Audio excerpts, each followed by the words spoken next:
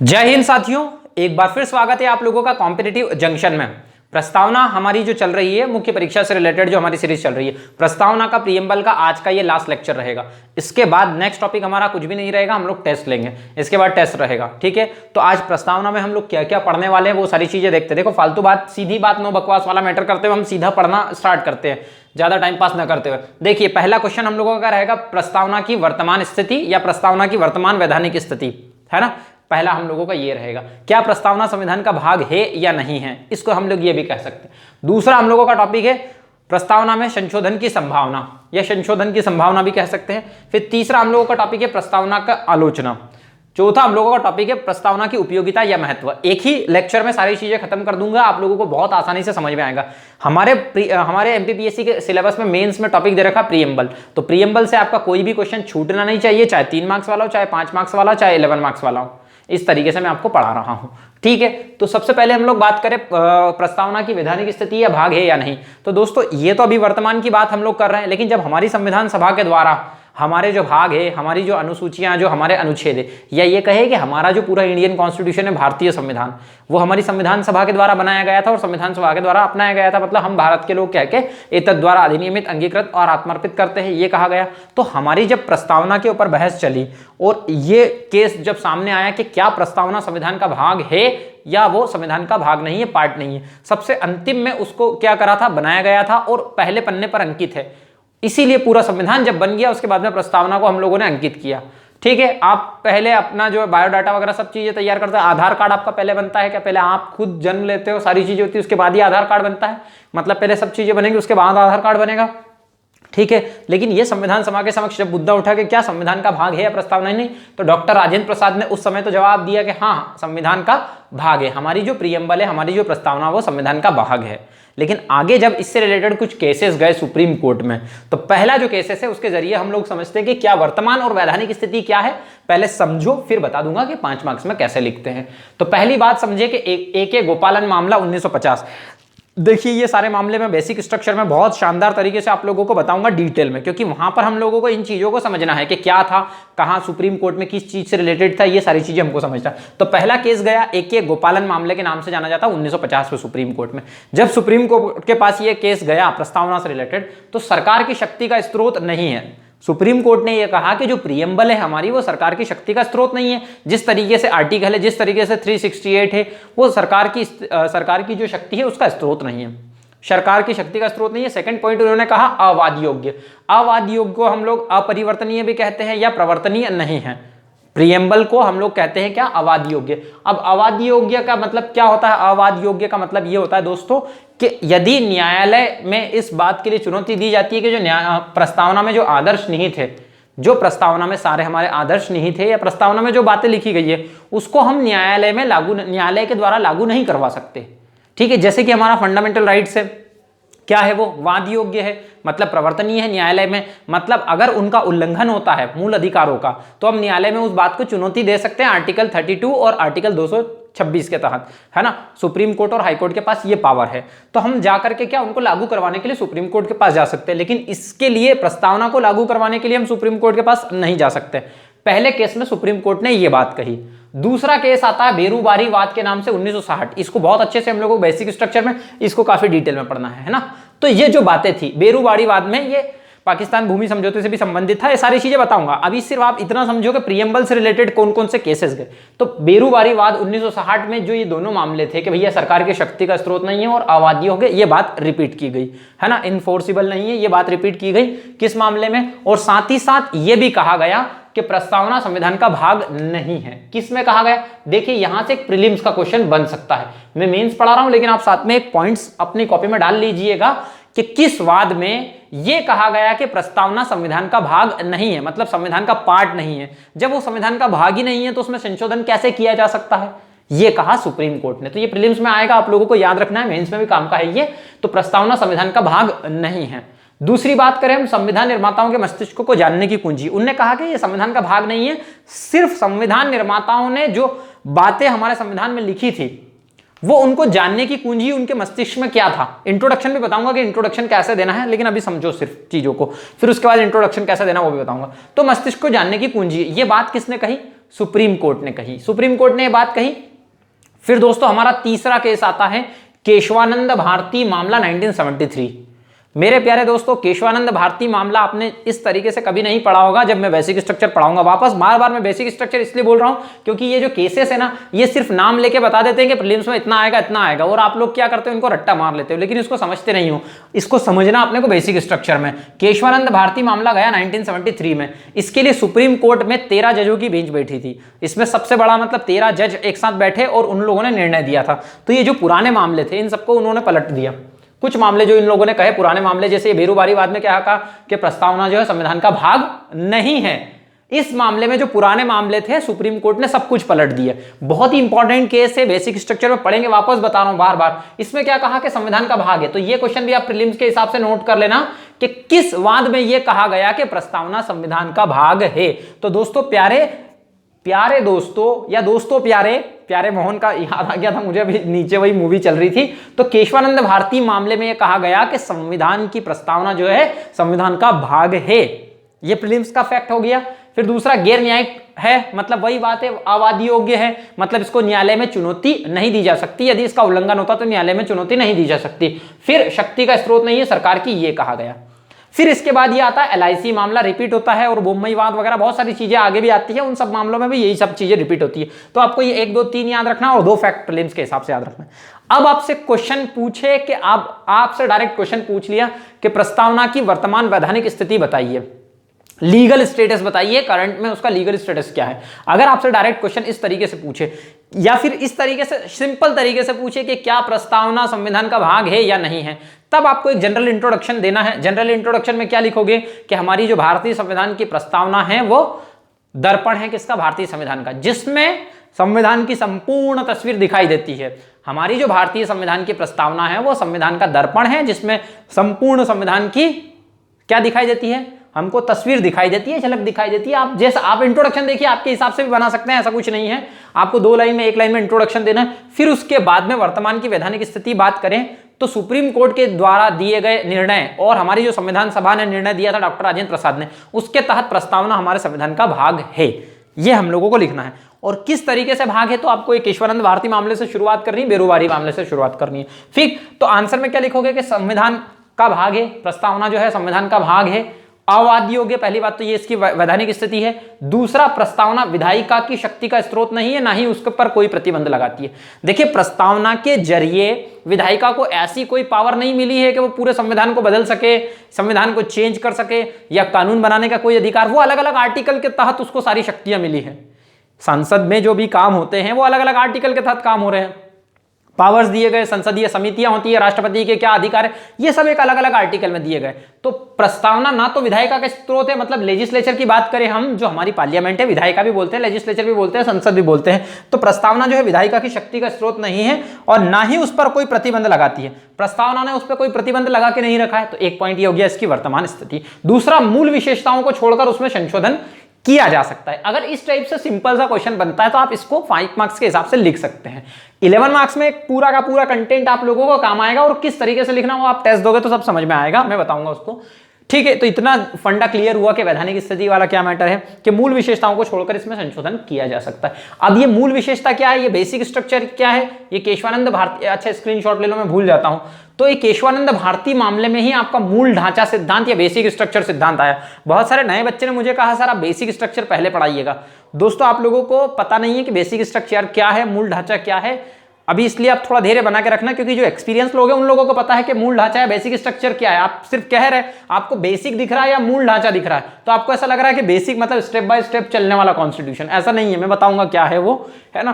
क्योंकि मुझे कुछ लोगों ने कमेंट करके बताया था संविधान की संशोधन की संभावना, क्या प्रीएम्बल में संशोधन की संभावना है। तो मेरे प्यारे दोस्तों, जब केशवानंद भारती मामले में यह कहा गया कि प्रस्तावना संविधान का भाग है, और जब संविधान का भाग है तो प्रीएम्बल में हम लोग क्या कर सकते हैं, अमेंडमेंट कर सकते हैं। क्योंकि हमारे पूरे संविधान में हम लोगों ने अमेंडमेंट किए हुए हैं, तो हम प्रस्तावना में संशोधन क्यों नहीं कर सकते।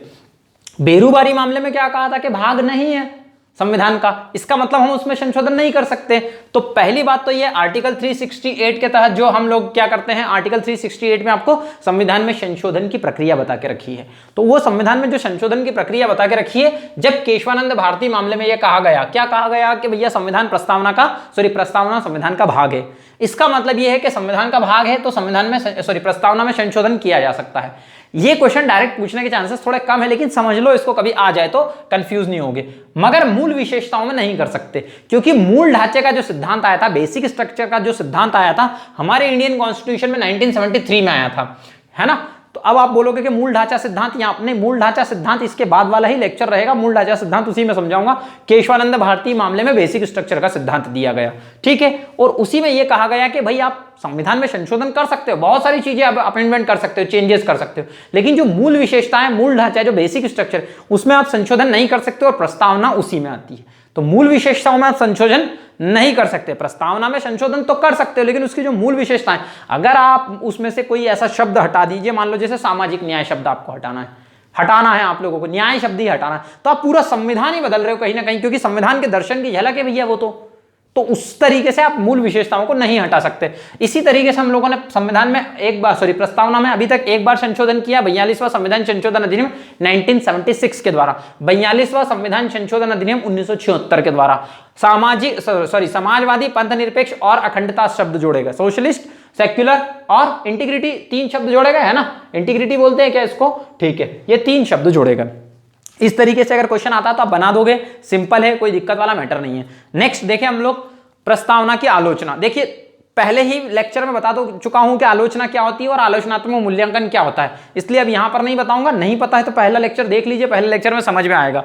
मतलब आलोचना करें, देखिए आलोचना करने वाले कभी भी बाज नहीं आते, ये बात ध्यान रखिए। अभी आप लोगों को अभी थोड़ा अभी ना लेक्चर मतलब जैसे जैसे हमारा यूट्यूब चैनल शेयर होगा, धीरे धीरे अपने भी आलोचक बढ़ते रहेंगे, समर्थक भी होते हैं और आलोचक भी होते हैं। तो आप कितना भी अच्छा आंसर लिख लीजिए या कितना भी अच्छा कर लीजिए, आपकी आलोचना करने वाले तो क्या है, कम नहीं होंगे, है ना। जिन्होंने खुद ने अभी आज तक एमपीपीएससी प्रीलिम्स नहीं निकाला, वो तक लोग आपकी आलोचना करेंगे, जबकि उनका एमपीपीएससी प्रीलिम्स कुछ भी नहीं निकला है। और जो लोग मेंस दे चुके हैं उन लोगों की भी आलोचना की जाती है। तो इस तरीके से समझो कि आलोचना तो होना ही होना है। तो पहली आलोचना इसकी किस आधार पर की जाती है, और हम लोगों को इसको क्रिटिसाइज करना बहुत जरूरी है। न्यायालय द्वारा प्रवर्तनीय नहीं, अगर वो न्यायालय द्वारा प्रवर्तनीय नहीं है, अवाद्य योग्य है, तो इसका मतलब यह है कि उसका कोई कानूनी महत्व ही नहीं है।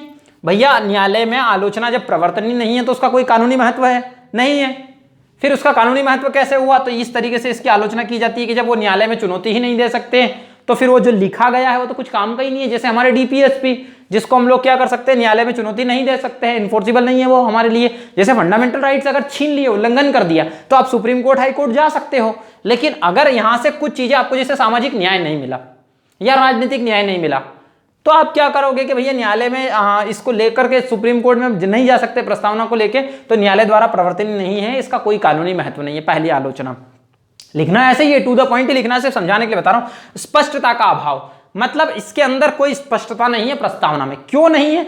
आलोचकों का यह कहना है कि भैया संविधान की जो प्रस्तावना है उसमें जो शब्द परिभाषित नहीं है वो क्या करते हैं, बहुत दिक्कत देते हैं। तो स्पष्टता का इसमें अभाव है, अपरिभाषित शब्द है, यहां पर किसी शब्द को परिभाषित नहीं किया गया।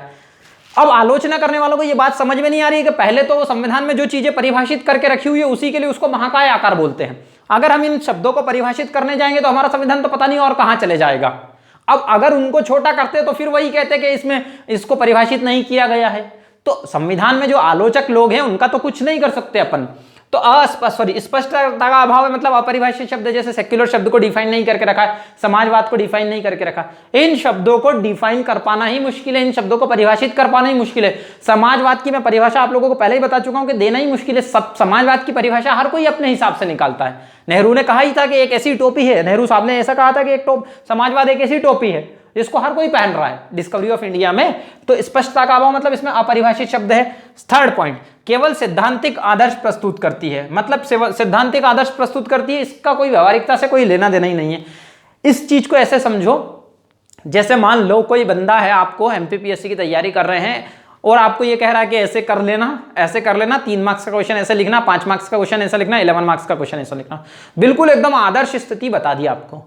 और आप पढ़ ही नहीं रहे हो, व्यवहारिकता में आ ही नहीं रही चीजें, तो आप लिख कर कैसे आओगे? जिस बंदे ने आपको रायता बांटा है वो खुद भी उस चीज को फॉलो नहीं कर सकता, क्योंकि आपको ये रायता बांटने वाले लोग कौन होते हैं? जो खुद कभी उसको फॉलो नहीं कर पाते। मतलब सैद्धांतिक रूप से जो आपको चीजें बताई जाती है उस चीज को फॉलो कर पाना बड़ा मुश्किल होता है, व्यवहारिकता में लाना बहुत मुश्किल होता है। इस बात का सबसे सटीक एग्जाम्पल मैं आप लोगों को देता हूं कि मेरा जो फर्स्ट लेक्चर है YouTube में, मैंने जो फर्स्ट लेक्चर बनाया था उसको सिर्फ आप आधा या 1 मिनट देखना, और जो मेरा आज वाला लेक्चर है लास्ट वाला उसको देखना कि कितना अंतर आता है। तो व्यवहारिकता और सैद्धांतिकता में क्या अंतर है आपको पता चल जाएगा। सैद्धांतिकता और व्यवहारिकता की हम लोग बात करें, व्यवहारिकता का मतलब ये होता है आपको कुछ नहीं आता है, कुछ आता है, सब कुछ सब अपनी जगह ठीक है, पर आप शुरुआत करिए, आप शुरुआत तो करिए। चंपू जैसा दिख रहा हूं फर्स्ट वीडियो में जाकर देखना और लास्ट वीडियो में देखना, धीरे धीरे सुधार आ रहा है। मैं ये तो नहीं कह रहा कि मैं बहुत अच्छा पढ़ाता हूं, लेकिन धीरे धीरे सुधार आता है, हर चीज में धीरे धीरे सुधार आता है। तो आप पहले उसको व्यवहारिकता के हिसाब से लाओ। आप सैद्धांतिकता प्रस्तुत करने जाओगे कि मैं प्रस्तावना को इतना ज्यादा अच्छा पढ़ा दूं पहले लेक्चर में आके, तो बड़ा मुश्किल काम है। पहले आप उसको अप्लाई करने के लिए स्टेप बाय स्टेप चलो। तो ये सिर्फ सैद्धांतिक आदर्श प्रस्तुत करती है, इसमें कोई व्यवहारिकता नहीं है। बातें तो बहुत अच्छी अच्छी लिखी है, लेकिन उसको लागू करवा पाना बड़ा मुश्किल काम है, और वो लागू भी नहीं होते हैं। इस तरीके से इसकी आलोचना की जाती है। फिर लास्ट पॉइंट देखें, ना तो विधायिका का स्रोत है और ना ही उसकी शक्ति पर प्रतिबंध लगाती है।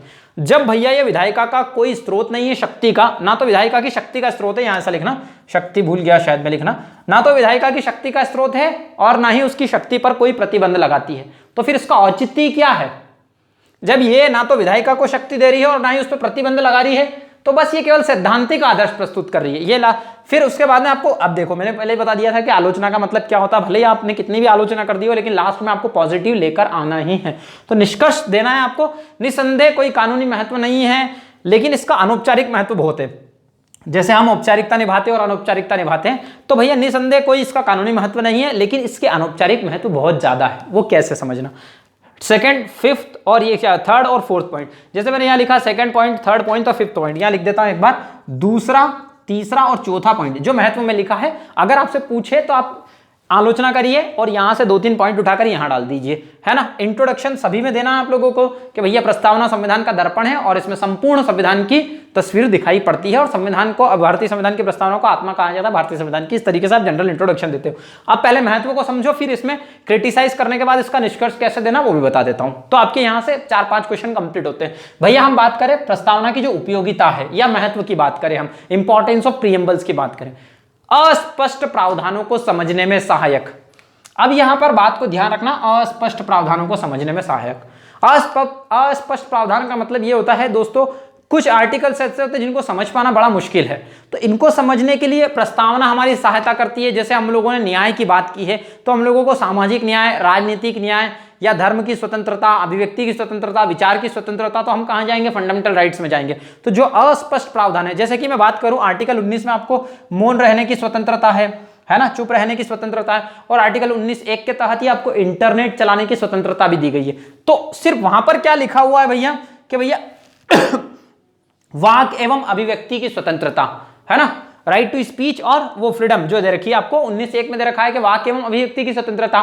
तो सुप्रीम कोर्ट के जरिए ये आपको पता चलता है, एक महिला पहुंच गई कि मेरा पति मुझे इंटरनेट नहीं चलाने देता, तो सुप्रीम कोर्ट ने कहा कि इंटरनेट चलाने का अधिकार भी 19(1) के तहत आता है। तो जो अस्पष्ट प्रावधान है, कहीं पर नहीं लिखा इंटरनेट चलाने का अधिकार, उस जमाने में इंटरनेट था ही नहीं, चलता ही नहीं था हमारे यहां पर, तो अस्पष्ट प्रावधानों को समझने में सहायक होती है। जैसे आर्टिकल 21 में क्या लिखा है? जीवन जीने का अधिकार लिखा हुआ है। तो जीवन जीने का अधिकार डिफाइन करने का सिर्फ इतना लिखा है ना, जीवन जीने का अधिकार, उसमें सोने का अधिकार, आपको कहीं रहने का अधिकार, कहीं घूमने का अधिकार, शयन कक्ष का अधिकार, आप किस तरीके से रहेगा, आपको विदेश जाने का अधिकार, ये सारी बातें किसने बताई? सुप्रीम कोर्ट ने, क्योंकि ये हमारे अधिकार हमको प्रस्तावना में झलकते हैं, वो हमारे आदर्श में झलकते हैं। आगे बात करें कि सरकार को दिशा निर्देश, नीति निर्माण, दिशा निर्देश, नीति निर्माण, मार्गदर्शन में सहायक होती है। प्रस्तावना हमारे सरकार को दिशा निर्देश देती है। क्यों? ताकि आप भटको नहीं। हमारी संविधान के जो आदर्श है, हमारी प्रस्तावना के जो आदर्श है, हमारी प्रस्तावना के जो लक्ष्य है, या हमारी प्रस्तावना के जो उद्देश्य है, उसी के आधार पर आप नीति निर्माण करिए, आप कोई भी कानून बनाइए, या आपको मार्गदर्शन में सहायता करेगी। तो यह हमारी जो प्रस्तावना है वो सरकार को दिशा निर्देश, नीति निर्माण और मार्गदर्शन में सहायता करती है। दूसरी बात, तीसरी बात करें, न्यायपालिका न्याय निर्णय करते समय प्रस्तावना के मूल्यों को ही आधार बनाती है। जब कभी भी सुप्रीम कोर्ट को कोई न्याय निर्णय देना है, तो वो प्रस्तावना को आधार बनाकर ही आपके क्या देगी? निर्णय सुनाएगी। ये एक तीसरा पॉइंट हो गया। चौथा पॉइंट देखिए, भारत के लक्ष्यों वह उद्देश्यों को प्रस्तुत करती है। हमारी जो प्रियम्बल है, जैसे मैंने आप लोगों को लक्ष्य और उद्देश्य में भी अंतर बताया था, तो अगर आप पुराना लेक्चर नहीं देखोगे और ये देखोगे तो आपको लगेगा सर तो टाइम पास कर रहे हैं। पहले वो देखोगे तभी आप कनेक्ट कर पाओगे। तो हमारे भारत के जो लक्ष्य और जो उद्देश्य है हमारी प्रस्तावना के, वो सब चीजें कौन बताती है? हमारी प्रस्तावना बताती है। तो इस तरीके से इसका ये महत्व हो गया है। फिर लास्ट वाला देखें कि प्रत्येक व्यक्ति को अपने व्यक्तित्व विकास हेतु आवश्यक दस्तावेज उपलब्ध करा रही है। कैसे? स्वतंत्रता देके रखी है, न्याय देके रखा है, समानता दे रखा है, बंधुत्व दे रखा है। तो ये प्रस्तावना के महत्व हो गए। किन्हीं भी दो आर्टिकलों के विरोधाभास को समझने में सहायता करती है।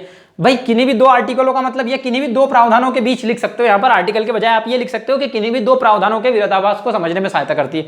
मतलब उनके बीच में कंट्राडिक्शन हो जाए। विरोधाभास का मतलब जैसे कि आर्टिकल 44 में क्या है? समान सिविल संहिता दे रखा है। आर्टिकल 25 में धर्म की स्वतंत्रता दे रखा है, और धर्म की स्वतंत्रता है तो फिर आप 3 तलाक वाला कानून कैसे लेके आए? तो ये सब चीजें न्याय निर्णय करने का काम भी सुप्रीम कोर्ट ही करता है प्रस्तावना की सहायता से, क्योंकि दो चीजों में विरोधाभास हो रहा है। आपने जब धर्म के आधार पर स्वतंत्रता देके रखी है और उधर आपने सिविल कोड के बारे में भी बात करी है, जब कभी भी इस तरीके के विरोध, अब आपको ये चीजें समझ में आएगी सर हमने कभी धर्म की स्वतंत्रता पढ़ी नहीं है। तो प्यारे दोस्तों, जब हम धर्म की स्वतंत्रता के बारे में पढ़ेंगे, आर्टिकल 44 में पढ़ेंगे, तो उनको वहां डिस्कस मैं अच्छे से करूंगा, इसलिए आप टेंशन मत लेना उस चीज का। ये कुछ बच्चे जो एक्सपीरियंस वाले रहते हैं फिर वो बोलते हैं कि सर आपने बताया नहीं, ठीक है। तो किन्हीं भी दो आर्टिकल के विरोधाभासों को समझने में सहायता करती है ये चीज है। अब मैंने बोला दूसरा, तीसरा, चौथा पॉइंट डाल दीजिए। आपने आलोचना करी है तो दूसरा, जैसे सरकार को दिशा निर्देश में सहायता करती है, फिर उसके बाद में न्यायपालिका के न्याय निर्णय में सहायता करती है, या चौथा पॉइंट आप डाल सकते हो कि प्रत्येक व्यक्ति अपने कोई सा भी पॉइंट्स डाल सकते हो आप। तो आपका क्या हो जाएगा? निष्कर्ष। निसंदेह कोई कानूनी महत्व नहीं, लेकिन अनौपचारिक महत्व इसके बहुत सारे। तो दोस्तों आज के क्वेश्चन आपके यहाँ से क्या होते हैं? 4 क्वेश्चन कंप्लीट होते हैं। यहाँ पर हमारा प्रीएम्बल वाला मैटर खत्म होता है। नेक्स्ट टॉपिक में भी आपका बेसिक स्ट्रक्चर से हो सकता है, मैं देखता हूँ आज उसको सिलेबस में। पहले बेसिक स्ट्रक्चर काफी बच्चों ने मुझे कहा है कि मूल ढांचा सिद्धांत बताइए।